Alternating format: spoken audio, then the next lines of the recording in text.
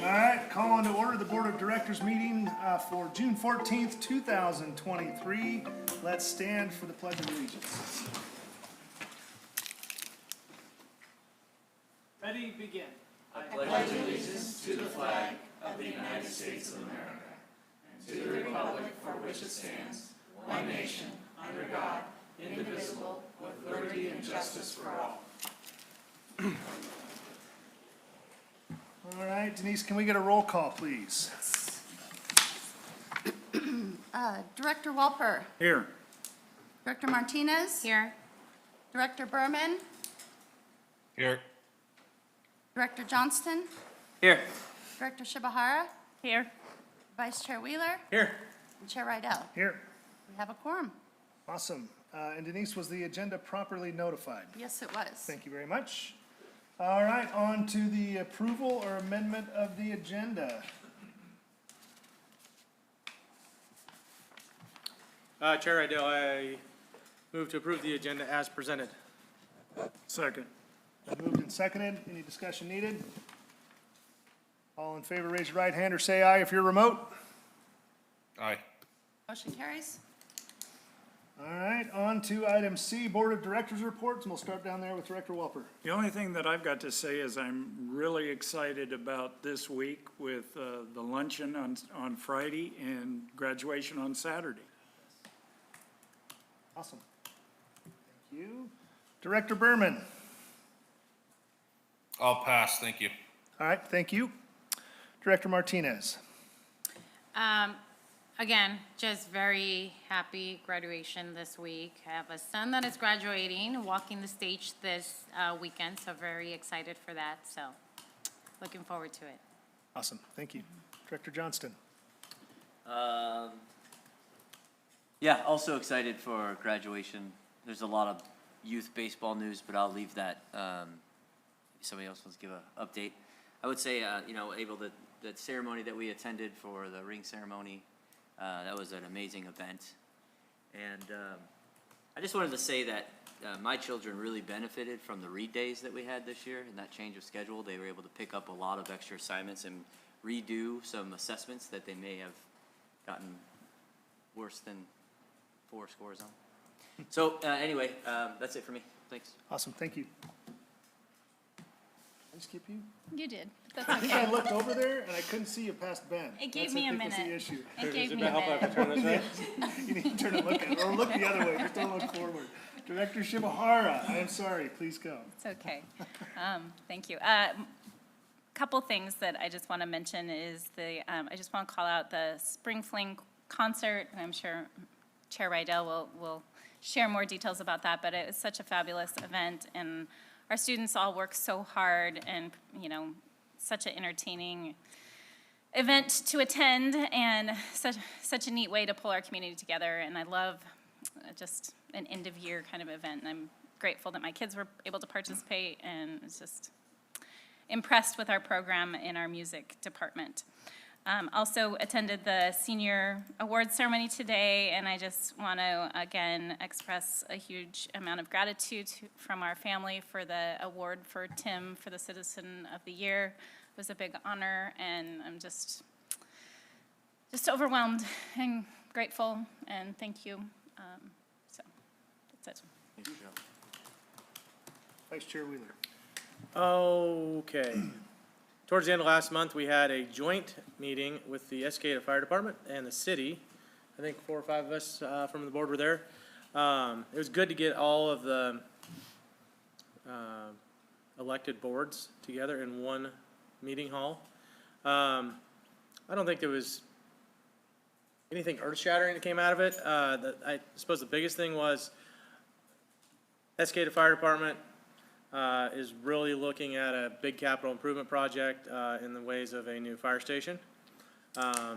Their means and ways of doing that are going to be a little bit creative, a little different than we would do with a bond. The city, of course, we all know some of the issues they're having with wastewater treatment and other infrastructure, and they're talking through the wastewater treatment plant location and timing and all that. And then, of course, you got the Escada School District and our bond and facilities plan talk. So it's kind of interesting that this community is all kind of coming to a head at once, where we need 3 of these big investments that should be 50 or 100-year investments for the community. And it's going to, I think, while it's going to change Estacada, it should change it for the better and attract new opportunities. on the private side of things, we have a new expansion in the industrial park, so 29 acres coming into the city that was previously county property. So just all of these things going on. I mean, it obviously affects us within the walls of these school districts, buildings and capacity. It also helps us on the tax base front in certain ways. And then in the industrial park, you know, just the investment of dollars into buildings comes back and helps us in that construction excise tax. So it's just something to be mindful of. And I mean, it's really awesome to be in a vibrant community that we have all this opportunity going on and all these businesses doing well for not only the community, but in turn for us at the school district. I think Will touched on the read days. And I mean, we have 1 day left of our first 4-day school week. I would say it's a success. We, anecdotally, you know, we get complaints when things don't go right. And I think once we got through that honeymoon phase, we are now into, you know, everybody's into it and used to it and doing their daily thing, and it just works. I know at our house, it's nice to have that day off to kind of recollect our thoughts and get ready for the next week, and just have one extra day to do fun things if the opportunity arises. So, and on the school side of things, I don't think that it's negatively nor positively affected my kids one way or the other, but they do appreciate having that extra time. So I'm sure that we have a ton of information and actual data, not something anecdotal like I have, but that's my take on it. I too was at the senior banquet today. Lots of kids getting awards. It's awesome. It's always great to hear all the scholarships read off and the kids those opportunities that are going to be opened up for those kids. There's quite a few kids that are going to stay in the workforce, which is, you know, part of our mission is to get the kids ready for the workforce or to go into the military. I think we had 5 kids going in the military, so along with all the kids going to scholarships and schools. So I'll stop talking. Well, I'm sure we'll dive into a lot of this as the day goes on. So that's it. Awesome, thank you.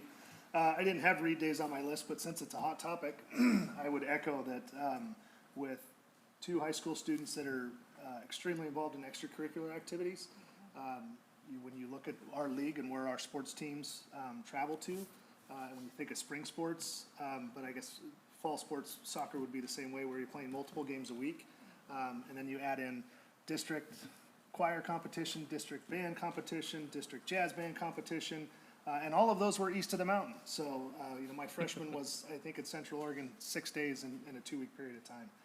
And so those days are absolutely invaluable. I would hope that even if there's a Monday holiday, we could keep the read day on Friday, because it just provides that consistency, but that's a conversation for a different day.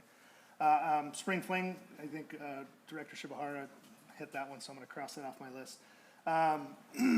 Unified Sports. I didn't even know we had this program here, so I don't know if you guys have heard of it. So I don't know how I missed it, but I think 2 weeks ago, I found out on Friday that we were having a Unified Sports event, kickball tournament held at Molalla High School. And so I had the opportunity to go and went out Saturday, and it was just an incredible time. The kids had such a blast. So big kudos to Jason Hobson and his group, and Ms. Nolan, who I think headed up the activity. And for those of you who don't know the details on it, I'll give you just a really quick insight. But you have kiddos that experience disabilities, and then you have partner kids that do not experience disabilities and are on the same team. So it was, man, it was all levels of kiddos and abilities there. It was incredible. So.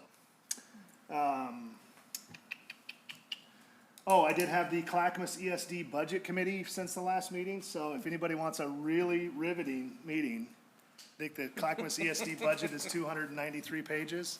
It was great. I'm happy to be there. I would say if anybody does want to come to a future one, it's very enlightening of how much they do, right? We get a little tiny view of what they do when they present what they're providing to us. But in that meeting, they go through every single program they do with a description and what's the changes in the budgeting. Is there more FTE? Is there less FTE? It's incredible how much they do. So not that I think anybody's going to sign up to go to that meeting, but if you do, let me know, because I'll tell you how to get there. Unified Sports.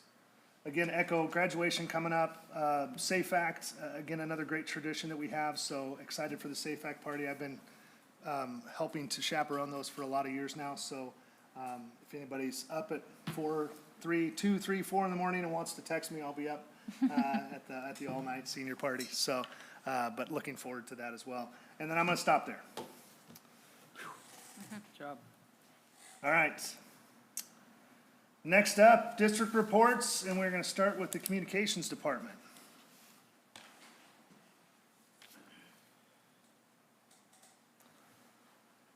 Come on down, Megan. Okay, good evening. Good evening. So in the communications department, right now, of course, graduation is taking up a lot of our activities, and it's a wonderful thing to get to cover, from grad walk to also we're focusing on providing a good event for 8th grade graduation and just trying to capture all of those special moments. And Josh has been doing a wonderful job of planning to integrate in our great scoreboard into the process. So we're excited to see that event. Additionally, we're preparing a big summer communication campaign that will come out right before students are starting back to school, just championing some of our great successes this year and over the past 5 years with our strategic plan, as well as providing some community education on our facilities and our finances as we experience so much growth and change in our district. So we're excited to dive deeper into integrating newspaper and mailers and things that we can reach a broader community. So summer is a great time to prepare that. And then another big project in progress, which Danny will talk more about as well, but we are sunsetting one strategic plan and launching another one. We want to take time to both celebrate the incredible successes we saw over the last 5 years, as well as successfully launch the new one. Our community and our stakeholders inside the district, our staff, really understood our strategic plan over the last 5 years, so we want to ensure that we have that same level of buy-in and understanding as we launch this new plan. We had a great, successful Facebook Live the other night where we started to introduce this with our community and saw a lot of positive there. In terms of completed projects, of course, the strategic plan creation, which you'll see on your desk in front of you, and we'll have digital copies as well. And then we will be printing formal glossy copies over the summer. So that was a tremendous effort with a lot of community members involved, and we're just proud to have heard from so many different stakeholders in the creation of that. Additionally, we just finished up a 90-day rollout with all of our leaders, and we're just starting the distribution process of that now. Again, this is an hour-long meeting, shortened down from what used to be a 4-hour-long meeting, but it includes really, really important data as our leaders and our principals hold themselves accountable to the actions that they set forth to accomplish this school year. So it's a great watch. If you have a spare hour, I would recommend it. And then additionally, just wrapping up the long-range planning process, and now we get to take this to the next level of making it real. So that's exciting to transition. I'll turn it over to Danny, and then we'll have questions. Mine shadows Maggie's, obviously, since we're working hand in hand. So a lot of what I have listed is the completed projects or the projects that we're currently working on that I'm dragging out into the community outward. So the strategic plan party, which is next Wednesday from 5 to 7. So we made sure and collected all of the information from the people who had worked on it in the past, community members who were involved and had their hands in creating it and making sure that they were all personally invited to this meeting and hopefully, or to the party, and then they all hopefully will show up. We sent out personal invitations to everybody in the community. You probably saw them in your mailboxes. And then also Maggie and Josh have been working on a video that you guys will be able to see where it really narrows in on the focus areas of the strategic plan and found people who could speak truth to what the school has and the effort and what the school has put forward in those focus areas. So we're looking forward to seeing that. The next thing that we have going on is road shows during the summer. We're hoping to take some of Superintendent Carpenter's time and start hitting the road in Estacada, reaching out to some retirement facilities, the community center, and really just giving an opportunity to show the other community members our progress, our future plans, let them ask questions, and really just keep them in the loop. We have a lot of fun community events, 4th of July, parade. We're hoping to have a whole convoy of Estacada, food services, and the operations already normally do a really great job being in there, but I'm hoping to add a few of our golf carts and maybe a few of you. So it would be really great to have one big long line of Estacada School District people for a presence there.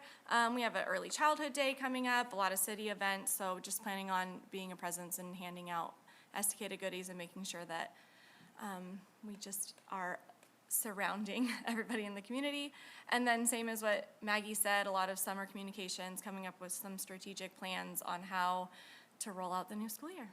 Make sure everybody knows what we have going on. Any questions? Yeah, you're doing a wonderful job between the two of you. Awesome. Thank you, thank you. I appreciate that. I would say too, is those community events, let me know. If you want to include me on those. I don't know how many I'll be able to make it to, but happy to join when I can. Perfect, thank you. Thanks. All right. Thank you. Thank you. Right on time. Next up, Building and Facilities Report. Mr. Ware, come on down.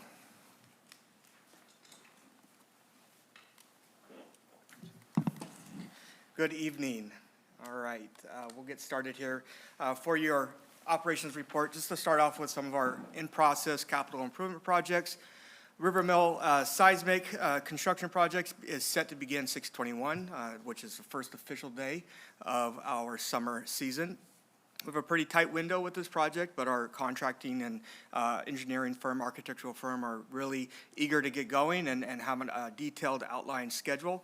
We are meeting once a week, OAC meetings to just check in on the progress of the meeting, and we're looking forward to moving that forward as we go through the summer. I'll make sure to update the board next time we meet in August on how we're progressing. It is planned to be substantially completed by the first day of school. CRE HVAC, we just went through a Energy Trust of Oregon audit, and a preliminary report shows that we're estimated of a $74,000 incentive, which means the district would receive $74,000 by doing this project. The total cost of the project right now is $156,000, so it's a good offset and savings, and allows us to reallocate those funds into a different location or department or school. So very excited for that. We are waiting for the final report to get that firm number, as well as SB 1149 funds. So there could be some more potential savings and kickback of money back to the district to reallocate.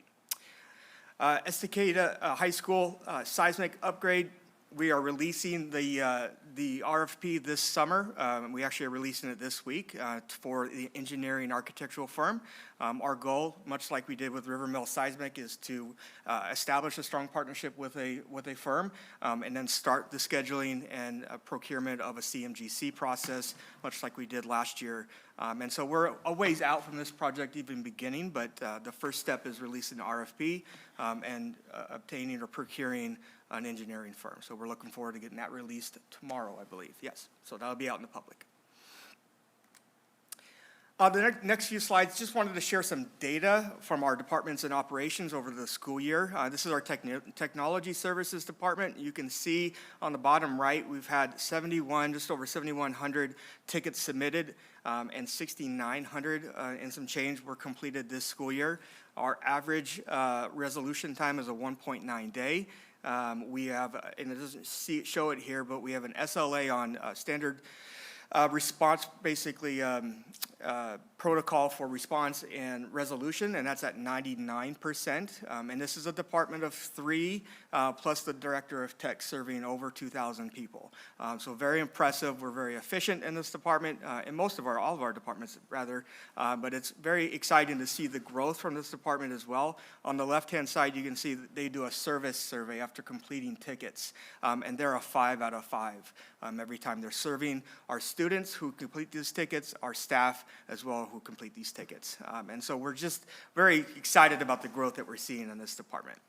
Transportation services, we've driven over 86,000 miles this school year. We've provided 338 trips, along with athletics, field trips, and other activities. I can only show a map of a couple buses running through our district, so that's not all of our buses, but just a good visual to have. Super proud of this team and what they've been able to do, being resilient with staffing issues throughout the school year. And I do want to say we have not missed a school route once this school year, and I can't say that about other districts that I might live in. Nutrition services, a couple of things here. We've served over 112,000 meals, lunches, 51,000 breakfasts, and 8,000 meals were served during read days.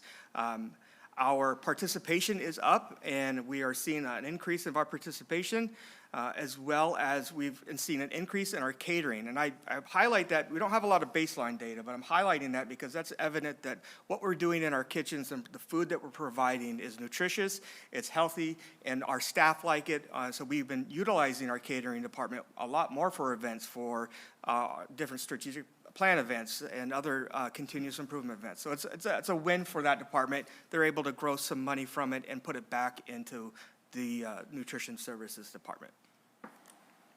Facility and maintenance, similar to kind of the help desk tickets, we've had work orders here. 2,800 work orders have been completed, or 2,869, and that's out of 2,900 work orders completed. Our average completion time within 7 days is 1.9, completed 1.9 days, and then we're 88% complete of work orders within 7 days or less. So within 7 days, we're 88% complete. Our service survey here is 4.87 out of 5. So similar to tech department, we survey our end users, if you will, and this is their score out of that survey. So again, a great win, a great thing to celebrate with the team at the end of the school year. And then finally, if you didn't know, there's 53 days left till next school year, and that's working days. So that is a tight turnaround. There's a lot to be done over the summer with what we're doing in operations. Summer food program, we have 2 locations, one's off-site and one's on-site. We'll be doing preventative maintenance, routine maintenance, and repairs around our district buildings and assets. Technology, we'll be collecting devices, repairs, and system improvements. Our transportation will be providing much-needed transportation services to our credit recovery program, extended year, Todo Suntos, athletics, and much more. And then also we'll be developing and strengthening our systems with our data systems, our platforms, with our readiness indicator platform, Power School, so we can deliver the best outcomes for our students and staff. So not a lot of time, lots to do, systems related, but we're very excited to keep going and serve our community in a different way. Any questions? I got one. So on your technology department ticket resolutions. Yes. It looks like there's 2 peaks, one at the start of the school year and then maybe one mid-January or early January. Are those the same problems that? Yeah, it's people starting school year, need help with their devices, need to get things fixed on their devices, can't print, maybe connectivity issues, could be minor things, and then coming back from winter break, very similar too. Gotcha. Yep. I have another question, random question. On our buses, do we have GPS Yes, we do. on Yeah, our that's buses? so this camera right here, this picture that you see is a live shot of a track of those 3 or 4 buses. We can actually watch them in live action and motion, and there's an app now that I just learned that I'm gonna get, that I can sit at my desk and watch them travel through the city and parts of Estacada. So we can track their speed, and as well as many other different things. All of it for professional development opportunities. Thank you for, that's well said. Yes, Nice. yes. Director Berman, any questions? No, thank you. Okay, all right, thanks, Mike. Thanks. And next up, Finance and Accountability Report, Christina Irish. Thank you. Good evening, Board. I'm going to talk to you about the financials for month ending May 31st. First, taking a look at the general fund, you'll see our revenues are projected to be about $45.1 million, and our expenditures are at $38.8 million, which will give us an ending fund balance of just over $6.3 million. This is an increase from the last month of about $1.1 million. Going to kind of point out 3 areas that is the reason why that 1.1 million increase. First, you'll see some under state school fund. We did receive our May adjustment, which came in higher than what we were projecting. And the second, under the previous month adjustments, next to beginning fund balance, you'll see an additional amount added to that. During our work with our auditors in the month of May, we found that we had adjustments that we had to make, and that's one of those adjustments. The second adjustments, you'll find under previous month adjustments under the expenditures. So both of those added to our beginning fund balance, or our ending fund balance. And with that, the 2013-14 budget is coming for adoption tonight, and wanted to let the board know that with this increase and the possible increase, hopefully, of the state school fund, it more than likely will be that we'll be bringing in a supplemental budget back to you, and we'll be looking at the reductions that we had done during the 2013-14 budget process. Any questions before I move on? That extra money coming in from the state, I was reading something in one of the newspapers locally, and they stated that they saw that there was going to be added monies in the state. Is that where that money's coming from? Well, this one is a look back from last year, so we got the added money for last year. They are projecting that our original forecast of 9.9 million is up between hopefully 10.3 million. So that's what you probably Right. are hearing is Right. that additional money. Okay, cool, thank you. Any other? Okay. The next is our budget to expenditures graph. You can see here that our expenditures for the month ending May were about 80% in the instructional services and about 78.3 in support services. We did do some of our interfund transfers, so it doesn't show the percentage, but we did do $1 million of that and are projecting to do the remaining 1.7 million in the month of June. 100%. For our capital projects fund, you'll see here that our revenues are projected to be about 2.5 million. Our expenditures are 1.9 million. So our ending fund balance is just below 600,000.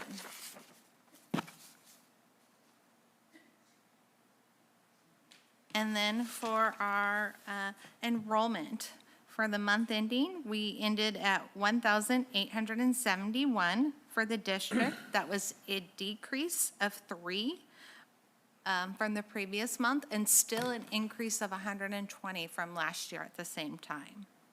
The charter school, they did have a decrease of 8 during the month, so they're at 1,227, and they're down 97 from last year at this time.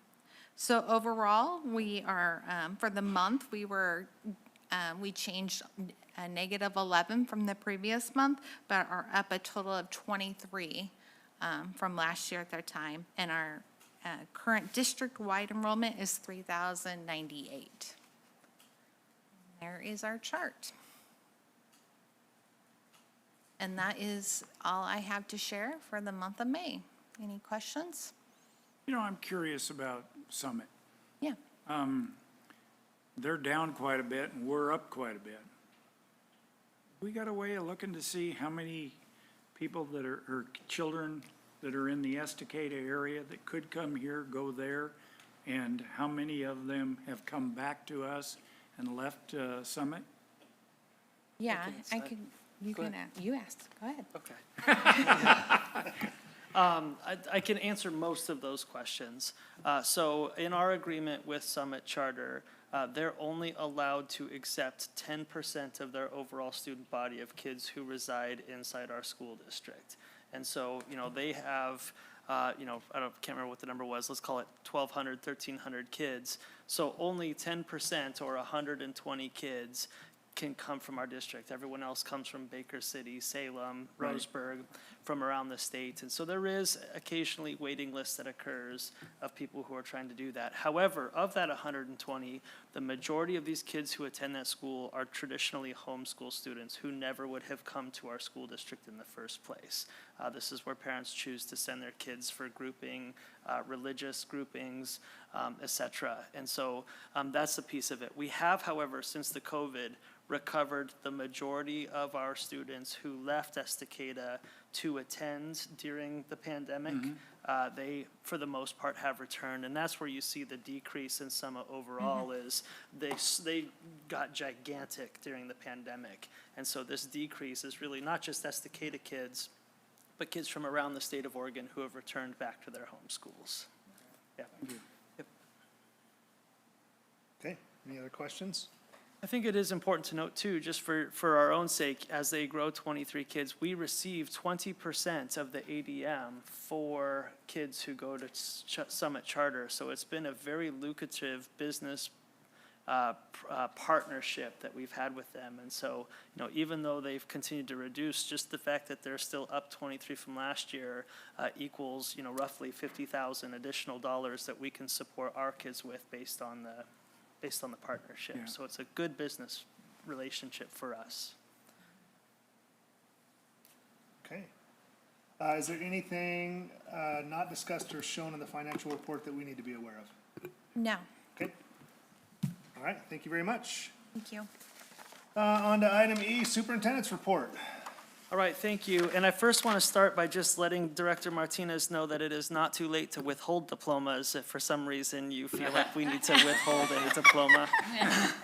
You know somebody that can do that. Okay, thank you. Just wanted to make sure that that's out there.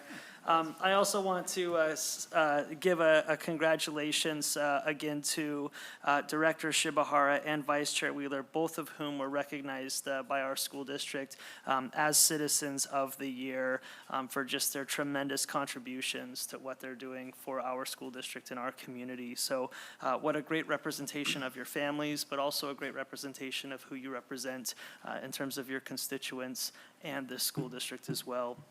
So congratulations again to you for that. I also want to thank Chair Rydell for your service, thank Les service on the Budget Committee as well. I cannot begin to underline the importance of the fact that the Estacada School District is represented at that table. For so many years, Estacada has not been included in those opportunities, and so the fact that we have a voice and a leader at that table is tremendous in terms of our ability to continue to thrive in this environment. And so I know that you're a busy person, and that's more time, and so it's greatly appreciated that you're doing that for our team. I appreciate that as well. Thank you. Unified Sports, as stated, this was the first year for Unified Sports. The turnout was tremendous. The hunger and demand for this is just amazing. We're probably 10 years behind the curve in this opportunity for kids. Some of the bigger school districts, I know Westland, Wilsonville have thriving programs inside of this. So it was just amazing for us to engage in our first kickball competition against other school districts, and the momentum and the life-changing experiences for everybody who was involved in that event is just tremendous. It's something we will continue to do. We will likely need to begin budgeting for this investment and consider it as if it's another sports team, and provide stipends for people who coach it. And I do believe that that's money well spent. And so we will start moving in that direction as we truly try to own this great experience for kids who don't traditionally get this experience. So we will continue that piece of it. A couple of other quick house cleaning things before I dig into what I hope will be a short superintendent's report for all of you. But just some quick things. I just wanted to commend our maintenance, grounds, and custodial team as we prepare for what is likely the largest event on our campus all year long. I believe that our facilities, especially in the front of the high school and around the stadium in preparation for graduation, look excellent. And I just appreciate all of the hard work that our team is, and pride that our team is putting into that work. I do want to let folks know that we have a mascot. That mascot's name is Ranger Rick. And there are various high school students over the course of the last 20 years who have worn the mascot Ranger Rick, and I think it's been washed and cleaned maybe once in those 20 years. It's so bad at this point that we have people literally refusing to wear the costume. And so this costume was privately donated many, many years ago. It was a very first class mascot uniform, but I just wanted to let the board know and the community know that we're aware of the importance of Ranger Rick, and we will be starting to get quotes and seek some private support for the upgrade and renewal of mascot Ranger Rick. And we'll continue to keep that bar high as we look for what the next costume looks like for our great high school. A quick principal hiring update. As you know, we've hired the principal at Estacada Middle School. Very excited to bring in talent from Seaside School District into our school district to continue the great work happening at Estacada Middle School. We conducted our first round of our next pool of candidates for Estacada High School.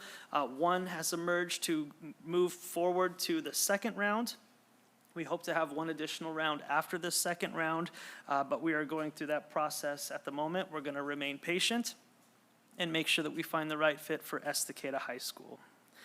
As we talk about the conclusion of our strategic plan, which is what I am here to speak with today, I again want to remind both the Board of Directors to mark on their calendars June 21st from the 5 p.m. to 7 p.m. I believe you all have a calendar invite in there as well. It'll be at the Estacada High School Commons, and there will be some light hors d'oeuvres and refreshments around as we have the opportunity to truly celebrate the greatest 5 years in Estacada School District's history.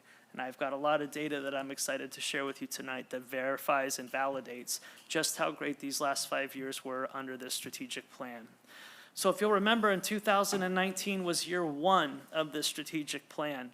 Since that time, the Estacada employees have named Estacada School District, our organization, a top workplace in the state of Oregon. I'm not allowed to disclose this information, but I'm going to anyways. 3 weeks ago, we learned that we have been nominated and awarded again as a top workplace in Oregon, and that competes against public and private companies. And we were the only school district to ever achieve this award twice in a row, let alone 4 times in a row. We are setting new standards for how we serve and support our employees, recruit and retain talent inside our school district. In the year 2020, we were one of only 14 school districts in the entire world to be recognized as a model PLC school district. There are high schools across the country or middle schools or singular schools that do recognize this award, but an entire school district is a completely different animal, and we're still only one of 14 to be recognized as a true Dufour model PLC school district. During the pandemic, as you remember, we were leading the way in so many innovative ways of how we served our children and our community. Our bus drivers and our great workforce in terms of how we fed kids and delivered materials to our families was recognized and featured in Time magazine. The Katie Couric Show and our bus drivers were featured on a Mountain Dew commercial. Quite amazing. Our story is now taking national attention as we've traveled really the country to share what Estacada is doing to so many other school districts and other leaders across the country. And it has been an honor to tell Estacada's story, and that story continues to reverberate throughout school districts across the country as people try to emulate the model that we've adopted and have thrived under.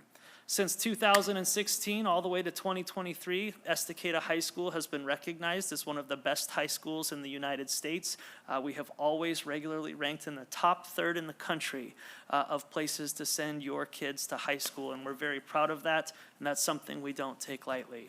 And lastly, your superintendent, the one that the elected Board of Representatives chose to hire as their one employee in 2021, was recognized as one of the top 20 superintendents in the United States to watch. They never really clarified what it was you were supposed to watch me for, but maybe you better watch me.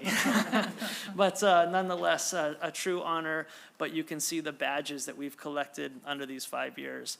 And most notably, and something that we're extremely proud of, is last year Wheeler, not last year, this year is the first year that we've been recognized for a financial achievement. And over the course and history of our school district, being transparent with taxpayers' money is something that has always been held against us in certain corners and pockets of our community. And we are so proud to be able to turn around to those folks today and say that our financial governance and oversight and management, starting with the school board through to our CFO, is doing things that now has us in the top echelon of people who manage and govern and oversee public funds, and we're very proud of that, and I'm going to staple it to my forehead and tell everybody that I see that we truly are doing great work with the money entrusted to us as we try to have high achievement for all students. Lastly, in my final slide that I want to share with both the board and the community who is watching this, other accomplishments. Last year, we received the highest graduation marks in Estacada school history. The school district was officially a school district in 1922. No time in its history has it ever achieved these high graduation marks. This happened under our watch, and we're so proud of that. Currently, we have the highest ninth grade on track, or graduation on track to graduate on time mark, and that's a recent statistic that the state has been monitoring over the course of the last 6 or 7 years, and we are at the high water mark now. We have an industry-leading 92% employee retention rate. For the first time ever, our parents have ranked sending their children to the Estacada School District 4 out of 5 stars. We've monitored this measurement over the last 5 years, and this is the highest we've ever been ranked. This should tell the board and our community that our parents are proud to send their children to the Estacada School District and that they are satisfied with the overall service that they're receiving. We've tried twice to pass a capital construction bond over the course of the last 10 years. We have failed at this moment to get full community buy-in in the long-term investment of their community schools. But in the interim, that doesn't mean that we don't stop trying to make sure that our students get competitive and up-to-date and upgraded facilities for them to engage in their educational experience. To date, the school district has earned, raised, scratched, clawed, cried, and begged for $7.65 million in an effort to try to keep our taxpayer-funded assets in a condition that supports high levels of learning and excellent premier experiences for the kids who encounter these school buildings. We hope soon to earn the trust and support to get further investment from our community as we address capacity and as we could address old building needs. But in the meantime, we're going to continue to work towards this. But $7.6 million is real, and it is truly making a difference. And lastly, if you build it, they will come, just like Vice Chair Wheeler was saying in his report today. All of these great works, these accomplishments, and rewards has led people to want to move to Estacada and send their kids to the Estacada School District. Over the course of this strategic plan, our enrollment has increased by 12%. This is growth that we're very proud of, we welcome, but we also understand its challenges, and we welcome those challenges, and we're excited to continue to serve anybody and anybody who walks inside our front doors, because we truly believe in the experience that we're offering to our children. Vice Chair Wheeler talked about read days and specifically statistics. I thought this would be a great opportunity and moment just to briefly share with the board what read days are actually doing and what we're measuring to determine its success. So I can tell you that today, because of our read day implementation, we're seeing a 9 percentage point increase in student achievement from this time this year to this time last year. And so moving from to a 4-day school week and allowing intervention and enrichment opportunities is in fact increasing student learning. We're also, like we talked about, had a 92% employee retention rate. Again, some of the reason why we moved to this innovative calendar was to attract millennial and Generation Z employees and retain that same demographic and generation of employees, particularly those who live in the new world of wanting to sometimes work remotely. And this has given us opportunities to be innovative in how we offer that, leading to people wanting to work here and wanting to return. We have seen just the marginal 1% student attendance increase in this. I would say that that's negligible in terms of what this looks like, but this is a data point that we're tracking, and this is what we're seeing so far. We have, however, seen a 7% increase in students who are turning in work, and so I think it was Director Johnston who talked about opportunities for his children to be able to submit things that were either late, turned in, or missed for various reasons. We're seeing a 7% increase, just like in that description you talked about of kids completing work that they hadn't prior to and never had time to last year. And then last but not least, we want our kids, our students, to be in front of the experts that we hire on an everyday and regular basis. Right now, because of our move to this Friday read day and a 4-day school week, we're seeing a 9% increase in staff attendance. So I can guarantee our families and our community that by moving to this calendar has in fact statistically placed them in front of the experts and not a substitute more. And so those are the data pieces that I just wanted to share. The board of directors approved this 3-year calendar last year. So this was year 1 of that calendar. We fully expect to move in the same direction for the remaining 2 years that the board has approved. We're going to continue to track the data so that when this calendar expires and the board gets the opportunity to vote on its next calendar, you'll have plenty of great data in an effort to make the decision that is best for student learning and best for our community. But this is where we're at today. And that is your superintendent's report. Great. Any questions? I think one thing about the 1% student attendance, they go to about 200 days of school, right? Correct, 181. So even if it's 1% on each kid, that's 2 extra days they're in the classroom, which can be a difference maker when you add it up over 1,900 kids. So Yes, that's, it could make a difference. it's small, but it's really, could be an impact. I just comment the 9th grade numbers are just amazing. Yes. I mean, I remember us talking about this years ago. Yes. That, you know, there's such, the data that shows if students do not pass a certain number of credits in their first semester, second semester, how that graduation rate just drops off the shelf. Yep. And to see those numbers, I think is extremely encouraging.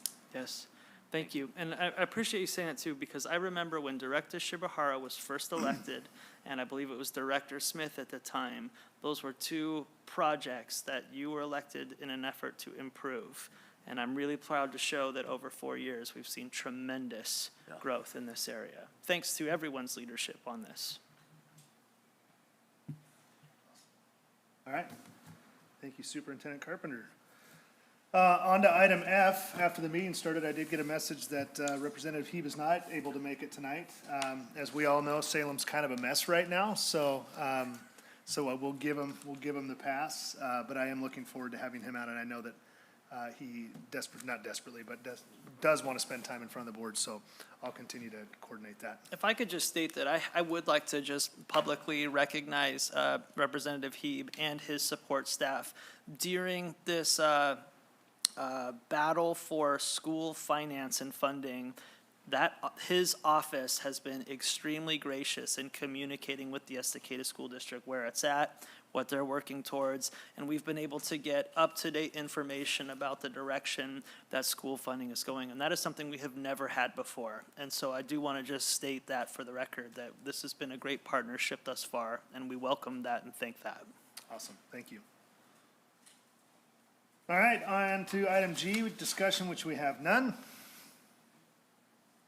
H, hearing of citizens for action items. Excuse me, none. Moving on. Action items, consent agenda includes a package of 1 or more items to be voted on as a unit. However, if any board member is not in favor of 1 or more agenda items and prefers to take separate action, a request to the chair anytime prior to the vote will remove that item for a separate vote. So we're on I-1, a motion for the consent agenda. Chair Rydell, I move to accept the consent agenda as presented. Second. Been moved and seconded. Any discussion? I would just add that it is the first reading for the policies in there, so making sure that we have time to look at those and review those prior to the next meeting, that would be great. Yeah, Ken, real quick, Yeah. on policy, on the medical policy, it was, correct me if I'm wrong here, Superintendent Carpenter, but it was the addition of Narcan to what we can dispatch at the school district for drug overdoses. Who's asking you? Yeah. Yeah, that's correct. Yep, that's correct. Yep. We talked about that, but that was all that was added as far as I know. Yeah, But we have another reading, so. that's correct. Awesome. Any other discussion? All in favor, raise your right hand or say aye. Aye. Motion carries. On to item J, resolution 2223-4. Chair Idell, I move that the Board of Directors hereby authorize Resolution 223-4, a resolution to adopt budget and appropriation of funds for fiscal year 2023-2024. Second? It's been moved and seconded. Any discussion?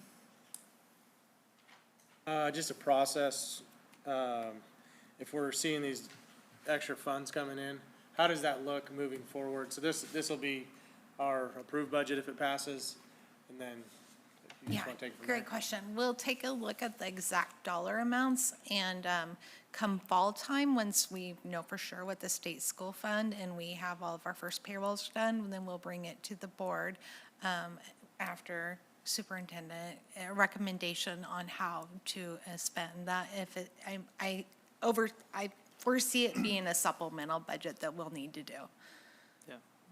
And just again, for public record, right, so if the budget changes more than a certain dollar amount, then we do a supplemental budget, because we, as a district, we approve what monies can be spent, how much can be spent, and if we don't do a supplemental budget to address those additional revenues, then we can't spend them. That's right. And so that's why it's important that we go back. And back, Director Walper, to your question, when we're doing the budget and we're estimating all of this stuff, this is that process when things change, because we can only go on what we have. Yeah. So it's not uncommon to do No. adjustments or amendments, and it just depends on how much that budget is changing, of which direction we need to go in. Yeah. We do anticipate in August or September, once the budget is final and some other house cleaning things that we need to address, we will likely be back to the board to clean things up. What is the percentage that needs to be approved by us? In other words, if it's a $100 million budget and we go to 110, do we need to? It's over 20%, we need to do a supplemental budget. Okay. If it is under that, I believe we just need to do an appropriation adjustment with the board. So either way, if we're making changes within the major function, we will be bringing it to the board. So one way or another, something will be coming to the board in the fall. But do you have a percentage to work within? In other words, do we have to sit down and go over it? If it's 5% over or under, or 10% over or under, what's the? If it's over 20%, we're required to do a budget hearing again. So then get public comment, we'll have to publicize. If it's under 20%, we just move the dollars around. Thank you. Uh-huh. Awesome, good discussion. Any other questions? Okay, moved and seconded and discussed. All in favor, raise your right hand or say aye. Aye. Motion carries. On to item K, resolution 2223-5. Chair Rydell, I move that the Board of Directors of Estacada School District hereby authorize Resolution 2223-5, a resolution imposing of taxes for the fiscal year of 2023-2024. I'll second. It's been moved and seconded. I think, again, just for public, this goes with the budget. So this is what actually defines how those dollars are generated in a lot of ways, so. Correct, and the board doesn't have the opportunity to say what the tax amount is. We're obligated by law, locked in by law, to just authorize the tax that the state sets forth. One of the rates is our permanent rate, which is the other amount, and then you will see the following one is the amount that we need to cover our bond payment for the following year. Okay, any other discussion? Okay, all in favor, raise your right hand or say aye. Aye. Motion carries. On to item L for the new boiler. Chair Adele, I move to approve the Estacada School District to purchase a new boiler from Northwest Control Company and install at Estacada Middle School for the amount of $79,853. Second. Moved and seconded. Just briefly, the boiler is well beyond its life cycle. It's between 20 and 30 years old. There are things like valves and hoses and other things that are leaking and not being able to maintain its efficiencies in terms of diesel use is inefficient. And so we're using this opportunity mainly because it's broken to use this to overhaul and change and transform its system. This should make it more efficient. It should make our middle school heated better during the winter months and potentially give us more opportunities to upgrade HVAC systems later in the future. Awesome. Question on Northwest Controls. I know a lot of our HVAC work goes through them. How does that look from a bidding or soliciting work? And are there other competitive bids that are taking place?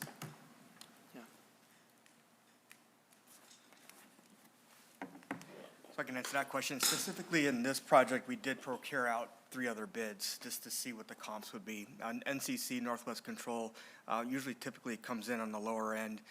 There are times that we don't do that because they have a lot of state contracting agreements, or we're able to piggyback with other agreements that they have with districts. And they just typically provide a quality of service and product. So, yep. Thanks, Mike. Yep. Awesome.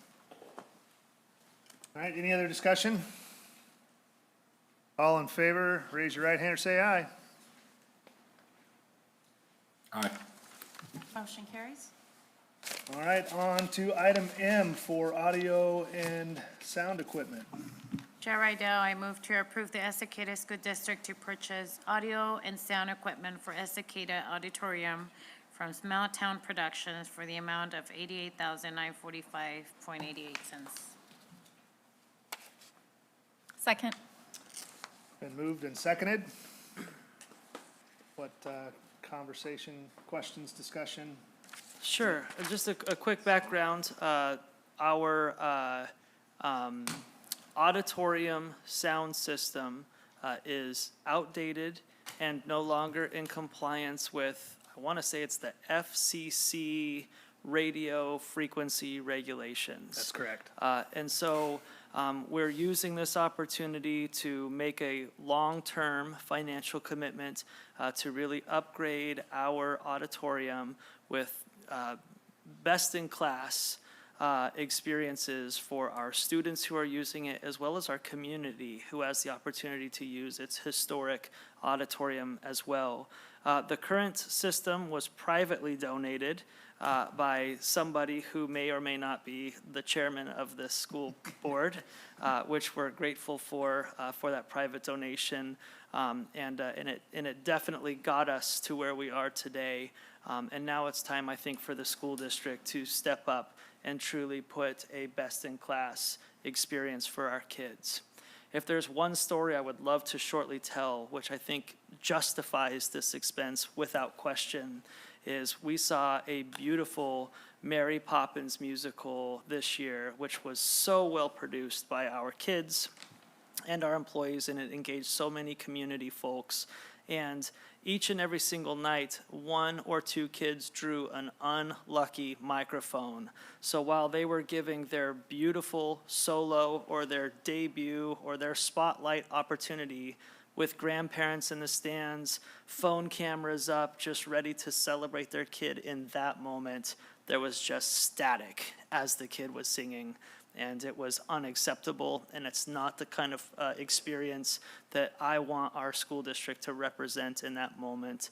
And so this is why your superintendent urges strongly for this investment, because it truly is for our kids' experience, and the people who are coming to watch and love and praise their kid in that very moment. Right, to make comment, it's long overdue. Yes. You said it perfectly. I don't think I have anything to add, but it is, I will say, when you say best in class, best in class at a price point that makes sense. That's true. Because best in class, I mean, you could spend $500,000 on sound equipment over there if you really wanted Yes. to. So this is prudently spent for the highest quality that we can get, that will be very high quality, absolutely appropriate for the school without going crazy and, Yeah. you know, like other local high school that, you know, bought spotlights that automatically follow kids on the stage, right? I mean, those, stuff like that is the outside of what I think is appropriate for a school to have, so. For sure. But it just, for those listening, you can always spend more, but this is a very good price point to get high quality that will be long-lasting and effective at a reasonable cost. Yep. Okay, any other discussion? All right. All in favor, raise your right hand or say aye. Aye. Motion carries. On to item N, hearing of citizens for non-action items. We have one. We have Tom McEnany. Mr. McEnany, come on down. While you're coming down, I'm going to read my spiel because I get to do it every time. You don't want to, you don't have to. I have got to. it in my mind. As a board, we appreciate and encourage public input. However, Oregon Public Meeting Law requires these sessions to be held in public. This is a meeting in public. It is not a public meeting. The primary difference being that the public input may be requested or allowed, but is not required under the law. In other words, you have the right to view, but not necessarily to participate. Policy BDDH is the guide for public participation. In essence, it states that citizens must sign up in advance of the beginning of the regular meeting for an opportunity to speak. At all times, your comments are to be addressed directly to the board. Speaking time will be limited to 3 minutes or less. Those with common topic of interest are asked to combine comments where possible, designate topic at time of sign up, and stay on topic. Any items already directed to the Office of the Superintendent for review will not be heard in this board session. Finally, neither the board nor the district personnel are expected or required to respond to comments and/or questions during board meetings. That's pretty good. Could you repeat that? All right, so 3 minutes. We'll let you introduce yourself and then we'll start the time. Okay, Tom McEnany. At the urging of somebody in this room to add to all the other things I'm involved with, I was urged to check in as many times as I could with the city council. So Monday's meeting was very interesting. One topic drew vigorous debate and statement that they had to put off until the next meeting, which is the 26th, and the council and the mayor are urging people to come, get involved, say something if you have something to say. The topic is homelessness, which will, if it takes the hold, just like it has in Portland, it will affect everybody, young and old in this community. Right now, there's rulings coming out of Salem that says all municipalities have to avail something for people to camp on. And right now, the projected thing is the parking lot across the street from the fire department, which is a park and ride, which they're designating you can sleep from this time at night to 7 o'clock in the morning. I know people who have to use that parking lot before 7 o'clock in the morning, and there's always the opportunity of them not moving, which brings me to the fact that if disturbed in a way that these individuals do not like, then they can sue the municipality for $1,000 for each time that they're disturbed. So, that being said, all you out there in the Zoom world, do some research, talk it over with your family members, because we don't have a big problem now, but there is issues, and very close to the school. And they're saying all public lands are to be available for camping. So, that said, I just wanted it to be well-known throughout the city, because there was very few people there that night, Monday night, and more people that can look into it a little bit, come, voice your opinions, at least listen to what's going on. Perfect. Thank you very much. Appreciate right. it. Thank you. All right. So one comment before adjournment, as just for the public knowledge, we've done this several years in the past, but the school board is recessing for the month of July. So we will not have a regularly scheduled board meeting in the month of July. We will resume in August. And with that, we are on to adjournment.